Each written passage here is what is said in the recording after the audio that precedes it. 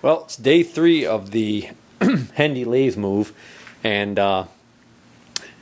when last we saw the lathe, it had rolled over into a spot where I didn't want it. I had taken the motor off, and what I just did now is I made up another one of these dollies here, and I'm going to attach it to the side that has the motor end there, because the dolly that it's on right now, I don't think it's rolling as freely as I want it to. And I'm hoping that if I jack it up and put this one on, then I might be able to actually roll it away from that wall. Alright, so now I'm over here and just realized I forgot my dolly. Oh, my dolly! Anyways, I have to go back to the house and get that. But I'll jack it up while I'm over here. So I want to put that new dolly on, and it's going to be bolted onto these legs like the one on the back is.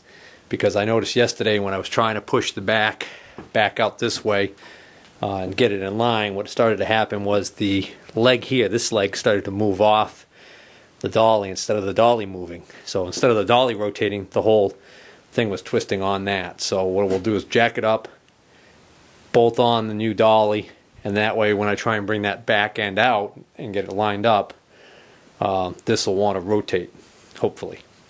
So same drill as before, going to get some cribbing down there, get the bottle jack on there, and put the 4x4 post under the chip pan to spread the load.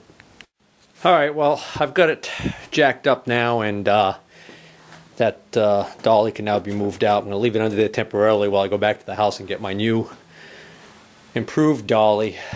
Well, I had to stop and reset the cribbing because it was bowed out too much, and that wasn't good. Now I've got the cribbing nice and straight, jacked it up high enough to get the new dolly under there, only to find out that it's basically about 2 or 3 inches off the ground on this side when I lower it down. That means that that back corner there is in a hole, and that's why the whole thing's tilted that way. So that's not good, but let's work on the problem at hand and get this bolted down. Oh, that took way too long. Problem was my bolts that I brought over were too short, so then I scrounged a couple more bolts. They were too long and they weren't all thread. They had that area of the shank of the bolt that only had thread at the end, so I had to come up with some spacers in the form of some larger washers, multiple washers, and in one case a large nut to act as a spacer, so I could finally bolt this up. Now you can see this wheel is completely off the ground, so now we're going to ease it back down. Some weird glare from the sun. I'm going to ease it back down and see how it acts, and hopefully this will right itself on its new legs.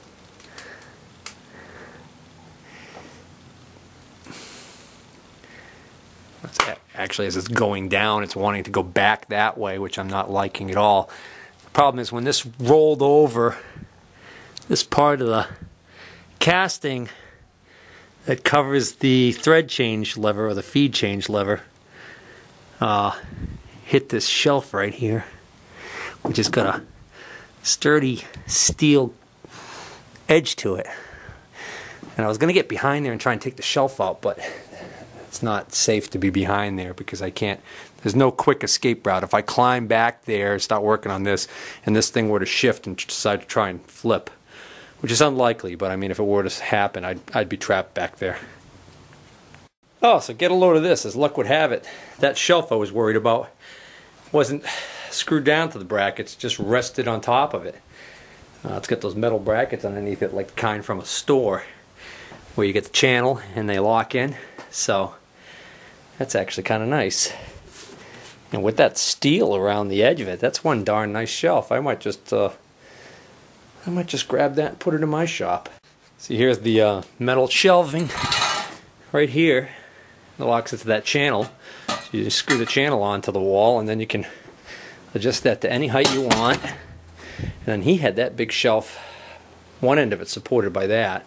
There must be another one on the corner I can't see. Alright, enough about the shelving. Most important thing is now I've got that out of the way, so I don't have to worry about that anymore. Oh, look at this, my 4x4 is catching on this. I gotta get that out of there. Ah, damn it. That caster caved in. So apparently my casters are strong enough for the tailstock end, but they just can't support the weight of the headstock end. And to make matters worse, what's happened now is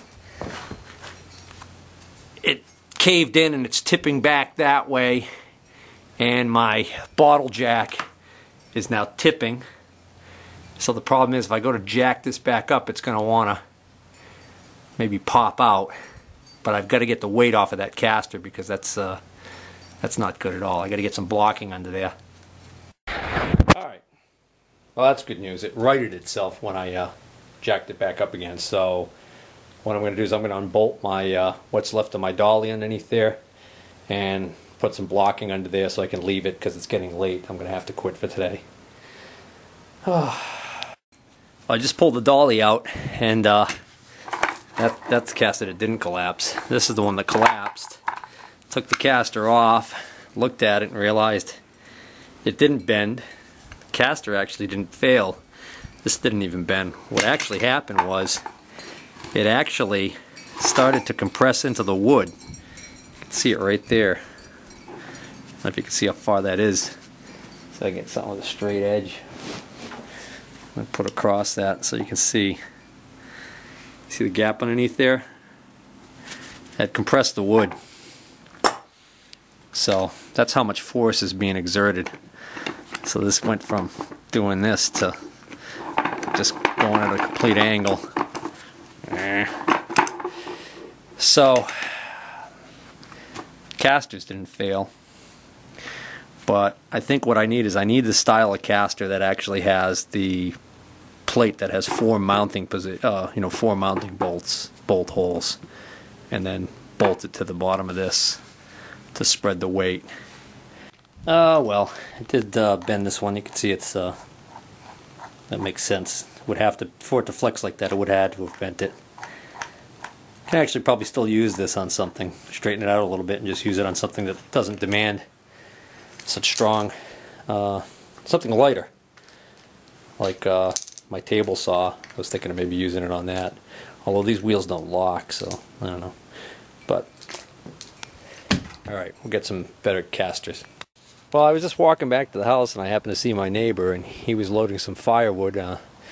We had a tree cut down near the edge of the property that was hanging out over the road, so there was a tree service that was down here doing some work for a neighbor, and I asked them to cut that tree down for me. And some of the logs are a little too big for me to split with my electric splitter, and I've got a small wood stove, so even if I cut the logs, it'd take me a month of Sundays to cut that into all the little pieces.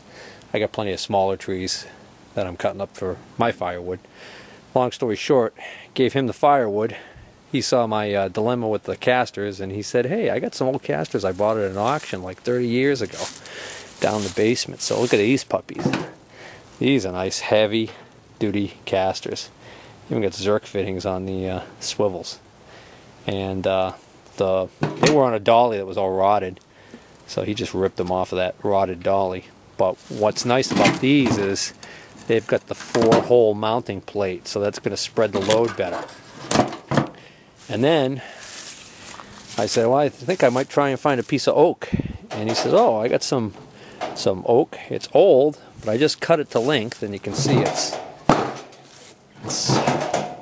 good red oak, full 2-inch, full dimension oak." So the good news is I now have a very strong platform, some strong casters. I'm going to lag bolt to this. That's all the good news. The bad news is that's going to raise my height up even more. So, give you an idea.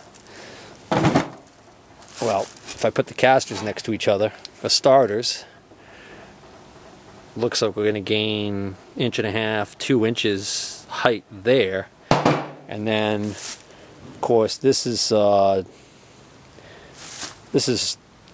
2x that's been plain, so this is 1.5 thick. This is full 2-inch, so we're going to have a 1/2 inch here.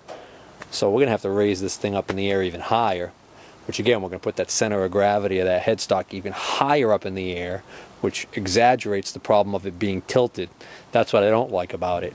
But I think that's better than the alternative of having one of these flimsy casters, or the board break out from underneath the leg and have it suddenly shift to one side. That's a much more likely scenario that would cause it to flip.